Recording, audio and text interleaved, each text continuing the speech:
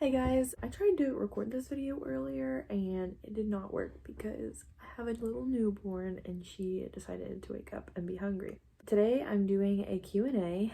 I decided to post on my Facebook and ask people to ask me questions all about labor and birth and postpartum. And I got quite a few good questions, so let's get started. If you see me looking over here, that's my computer, and so I'm looking at the questions. One question says, all about breastfeeding experience. Okay, so breastfeeding, I kind of want to make a whole separate video about that too. But so basically, I know a lot of people have a different experience than I do. I fortunately have a little baby that latched right away. That doesn't happen all the time. I just kind of got really blessed with that.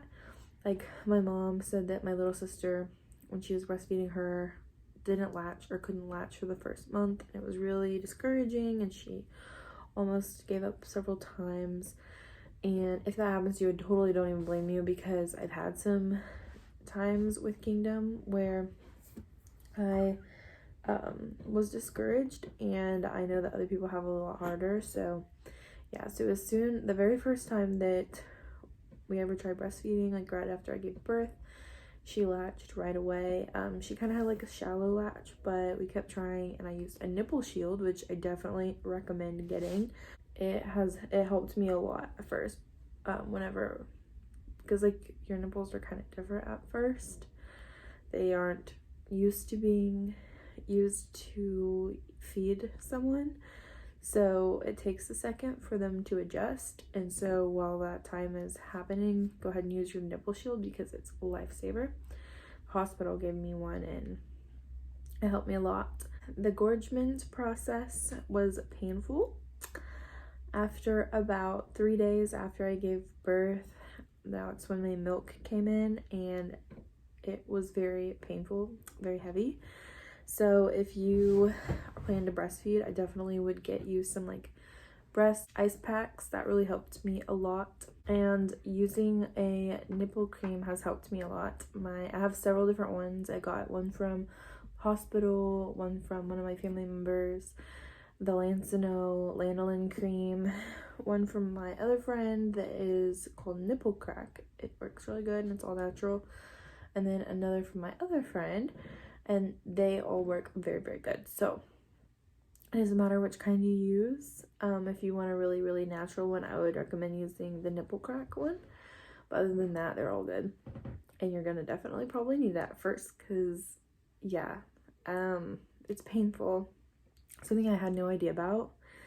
After you give birth and you start breastfeeding, which they'll want you to do right away because your baby needs to eat and they want to see how you're going to be latching and stuff like that, you actually experience contractions again while you're feeding each time you feed. That's your body's natural way of trying to contract your uterus to help it heal and get back to normal and stuff like that.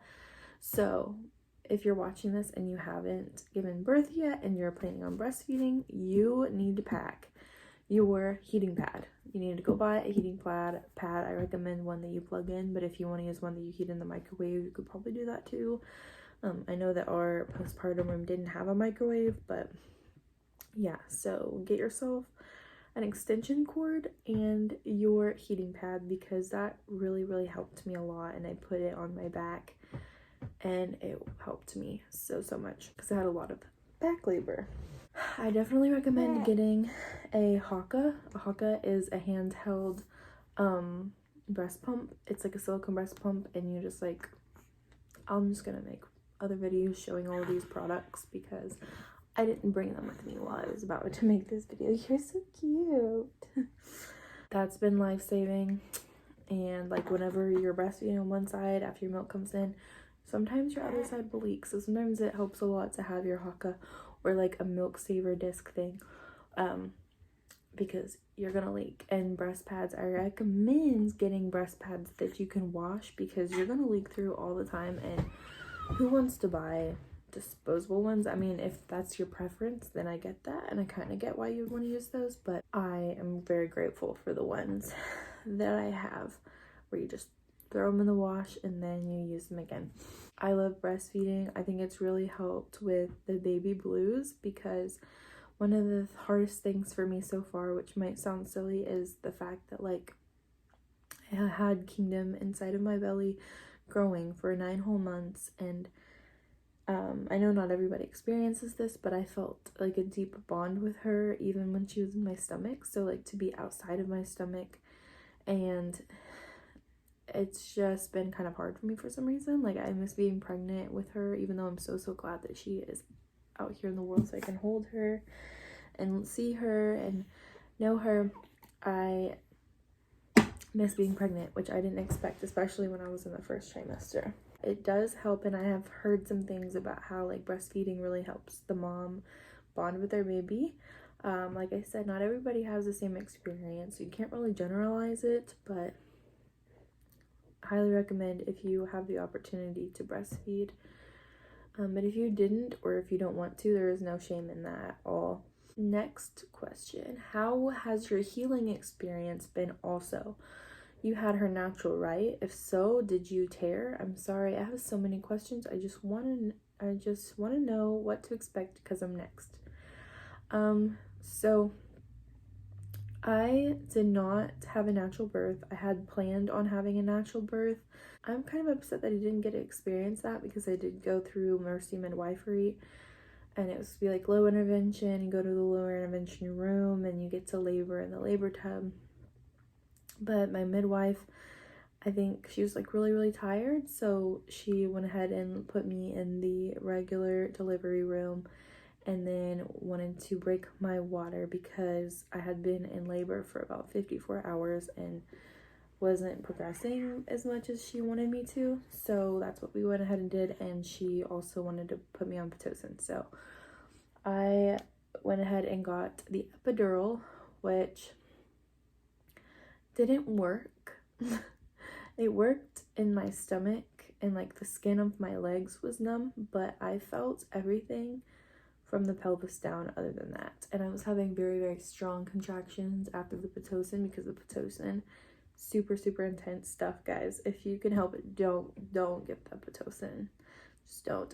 But because I actually, this might sound crazy, I kind of loved labor, as painful as it is. It's like a whole experience, but the Pitocin like kicked it up like 25 notches, and if I literally like was moaning and groaning, not loud, guys. I was just like, I literally couldn't help it.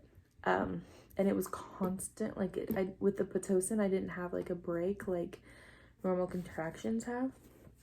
So that was interesting. So I didn't get the natural birth that I wanted, but I wouldn't trade it for anything because my little kingdom is here. So I felt everything. I felt the ring of fire. And I'm glad, as weird as it sounds, I'm glad that I felt this because as soon as I got the epidural, I was kind of sad. I was just like, I wanted to experience everything, like, you know what I mean? And so I prayed. I was like, Jesus, please help me feel down there so that I can actually push. Well, he wasn't playing around. I felt everything. Everything. I even felt them put the catheter in, which, not a fun experience, let me tell you. So I did tear. I got a 2nd degree tear, which is not a fun experience. 2nd degree is where I looked it up because he told me I had a 2nd degree, and it's where your muscles tear too, or whatever. I tore it down and I tore it to the left. That was uncomfortable. Couldn't sit down. That was intense, and I'm still healing. I'm about 3 weeks postpartum right now. I'm still healing, still experiencing pain, but not on pain medicine anymore, which I was on pain medicine like clockwork. Like, give me those pain meds because I was in pain. I used a sitz bath, which they gave me, which is basically like this thing you put onto the toilet and you put hot water in it and some Epsom salts, and I put some lavender oil from Young Living, which really made a difference. And I did this every night for about 15 minutes, and it hurt, stung. I mean, everything kind of stings when you're healing. If you have a tear like I did, some people don't tear at all, but that really helped me. And I obviously used like a little Perry bottle to spray because you can't wipe, you know. I used Tux pads, and I also had Dermaplast spray, which is supposed to help numb you and stuff down there, but I didn't like it very much. It just kind of stung. But I definitely recommend getting the Tux pads. My hospital also provided me with Tux pads, and they provide regular pads with you, so you don't feel like you have to bring pads to the hospital unless you know for sure they aren't going to provide those. They also provided me with those disposable underwear, which really helped. I also did an herbal bath, which it was basically just like some lavender herbs and sea salt and stuff like that. And if you're interested in that recipe, I'll link it down below. And then you make tea on the stove with a bunch of this stuff, and then you put it in your bath water, and that really, really, really, really helped. Like, I would recommend that to anybody. I felt that healing me. Like, the next day I was like, whoa, I feel so much better. Don't be afraid. After you have your baby, you don't really care. You just kind of heal. It is hard. It was hard for me, but I was just so happy to have Kingdom and my family, and Eric helped me a lot to go through that. Next question.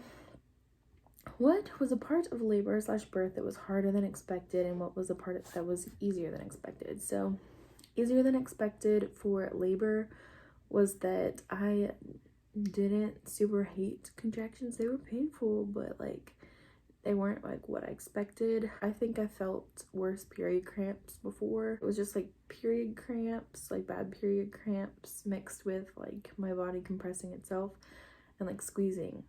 And it would happen for a little bit, and then it would go away, and then I felt absolutely nothing. And so like right after I would have each contraction, I would feel almost like high, because I don't know if like the pain makes you feel that way or what. But yeah, that was easier than expected. Sorry, I keep looking over here. I'm reading these things. And then easier than expected for birth was that I wasn't afraid like I thought I would be.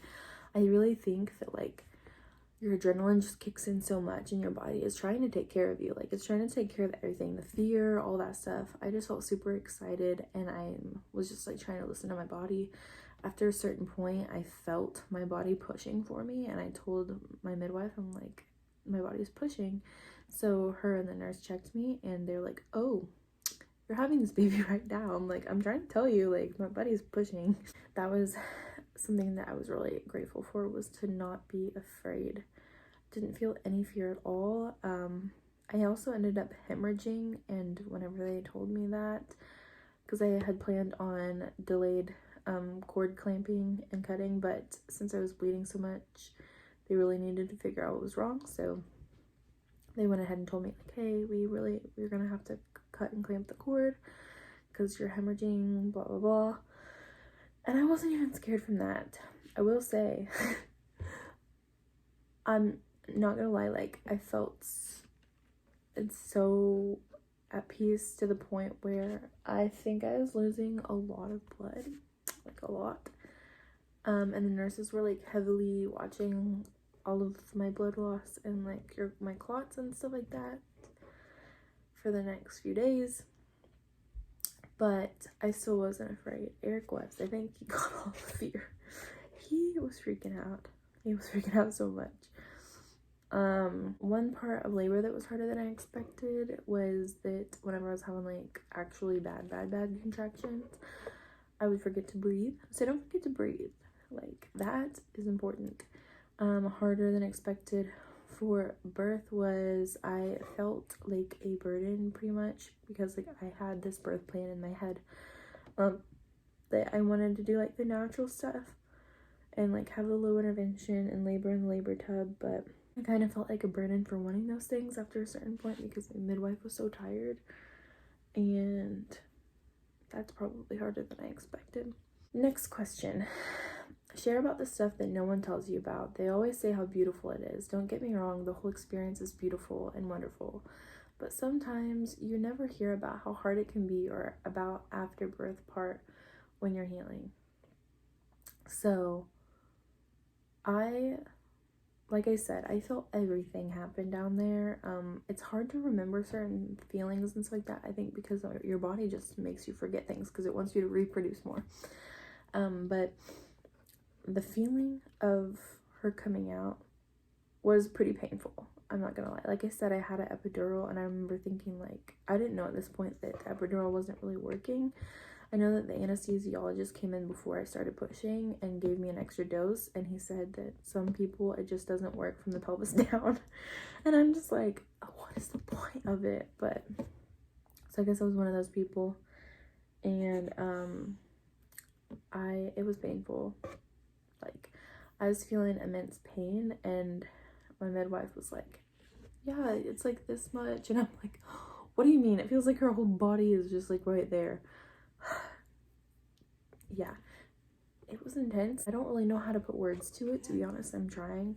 I really was just trying to comfort Eric at the end of it all once I was like bleeding and stuff, because he was not okay. Like, he was really afraid. After the postpartum part was really, really, really, really hard. Like, I'm not gonna sugarcoat it. I do, weirdly enough, miss healing more, which I know is just part of the baby blues. Like, each step and each every step is hard to get through, because you're kind of just like, I don't want to miss anything. I don't know if that makes any sense. Like, you just feel sad after each step is accomplished, kind of, but like happy. Obviously, I'm happy I'm not hurting anymore, but I'm also like, whenever I was hurting really bad, it was closer to whenever I gave birth. And anyways, if you understand that, you understand that. If you don't, you don't. It's just really hard. Like, nurses have to come and check on you every like hour, and in my case, they would literally like pull down my pants, check and see like whatever, how many clots I passed. And like, when nurse came and like had gloves on and like picked it out and like had to examine it, it was really weird. But I guess since I was hemorrhaging, like, they had to really know like everything about them. You feel just like really like you have no privacy at all, basically. Like, people just walk in, even if you're like breastfeeding and your breast is just out, like, just walk in. It's really hard. It is really hard, but it's so beautiful. The emotional side has been harder for me because I mean, it's definitely improved. I was crying like every single day, every single night, and I haven't cried in like a week or two. But I still feel sad, especially at night. I mean, she's gonna be a month old soon, which is crazy. Okay, that alone is like, what the heck, you know? My parents always told me that time goes by faster when you have kids. I think the emotional side has been the hardest for me, but I love every bit of it. And I know that she said that everybody says it's wonderful. It is wonderful. It's so wonderful, but sometimes it's really hard. And I'm not gonna lie to you about that. The important thing is especially with the emotional side, make sure you ask for help. I know my midwife, I was very honest with her. I'm like, I'm really sad all the time. She's like, that's really normal. If it continues or if it doesn't improve after 2 to 3 weeks, please tell me. And it is improving, so that's good. But they need to know those things. Those are things that you should never feel ashamed about. I mean, it happens to a lot of women. All right, next question. Tips for expecting moms is always great to hear. That way I can even talk. That way you're prepared as much as you possibly can be. Tips for expecting moms. I have a few friends who are gonna have babies soon, and that's so exciting. I think one tip that I would have is just to make sure that you really speak your mind whenever it comes to certain things, especially like how you want your birth to go. Obviously there are times where they have to do what they have to do to make sure that you're okay and make sure the baby's okay. But make sure you speak up and don't be afraid, like I was, to tell them like, hey, no, actually I want to be in the labor tub, and like that was something that I agreed that I wanted to do. Make sure you speak your mind. This is your experience, and you deserve to have the experience that you want to have, if at all possible. Also, whenever it comes to visitors or family, please speak your mind. And with this whole COVID thing, the policies at hospitals are way different. But make sure that if you need help after you have a baby and you have the resources to get that help, that you ask for help. That will help so much. And one thing that the biggest advice that I can give, especially if you're having emotion and stuff like that, after I gave birth, I was really emotional and crying a lot in the hospital because I was in so much pain that I was really slow getting around. I was walking around like I had a cesarean or something. and I couldn't get up and around and like help her as quickly as I wanted without help. And I was really hard on myself about that, and I was just crying, and a few times the nurse would come in and be like, I was just like crying to Eric, and they would be like, are you okay? And I'm like, yeah, I'm fine. I just am sad because I can't, and I was just crying. Like, I'm not somebody who cries in front of people. It's really hard for me to do that unless it's, really serious to me or something. Honestly, like, I really just won't cry in front of you unless it's really, really serious to me. But, I was just crying to her, and one of the nurses, one thing she said to me was, give yourself permission to heal in this time. Give yourself permission to not have to do everything right now, which it's hard. It's hard to do that, but give yourself permission to heal and to feel everything that you're feeling and process it all, and not be so hard on yourself. Give yourself permission to ask for help. I just would repeat those words in my head a lot after she said that. Just give yourself permission. And I think that's like the greatest piece of advice that I have. Remember that just because you are a mom now doesn't mean that you have to be perfect or anything like that. You're still a human. You're still the same person. You just have a little baby now, or a couple babies, however many babies you gave birth to. It's a big step. It's a big change, but you're still the same person. And so give yourself permission. Last question. What did you pack for the hospital? What was useful for you, and what did you end up not using? So for the hospital, I actually didn't pack that much, but a few of the really helpful things that I did pack, like I said, were the heating pad, the extension cord. We packed snacks, which really helped Eric out a lot. I wasn't really hungry that much after I gave birth, which is really, really weird. Maybe you will experience the same thing. I just think it was a lot to process. Yeah, don't forget your phone chargers. I would definitely bring some extra tux pads just in case your hospital doesn't provide those with you, because that really, really helped with pain and I think healing and stuff too. I didn't end up packing the pads that I bought, and I was glad that I didn't because they provided me with that. I packed dry shampoo. Make sure you bring that because you don't know for sure if you're going to want to shower. I did shower a couple times, but they have shampoo and body wash there for you. Or they at least did for me. And towels and stuff like that. Just bring some extra clothes. I just wore like the hospital gown the entire time, like that entire 3 days I was there. Or was it 2 days? 2 or 3 days? It was 2 days.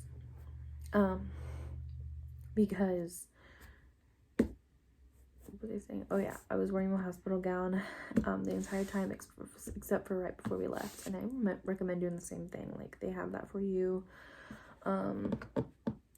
They provided the Perry bottle to help spray your hoo-ha. I didn't end up using all of the baby clothes that I packed for her. I wanted options because I didn't know how I'd feel in the moment. Other than that, I really didn't pack very, very much or too much stuff. Like, I just packed for makeup. I just packed mascara and concealer because I knew better. I knew that I wasn't going to be wanting to put on makeup. If you're different, that's totally cool. I just was not. I knew myself. Essential oils, that was important. Bring some essential oils if you like using those. Young Living, highly recommend. They provide you with a water bottle. You're going to be very thirsty, especially if you're breastfeeding. And they bring you all kinds of foods and snacks, but make sure you have snacks and stuff like that for your husband or whoever's with you, because they don't always provide food for them. Alright, this is a really long video. Thank you guys so much for watching this video. I love you guys, and if you have any more questions or anything that you want to have answered before you give birth or you're just curious about, leave them down in the comments below. Make sure you like, comment, and share if you want to. And I love you guys so much. Thank you guys so much for watching. And we will see you guys next time.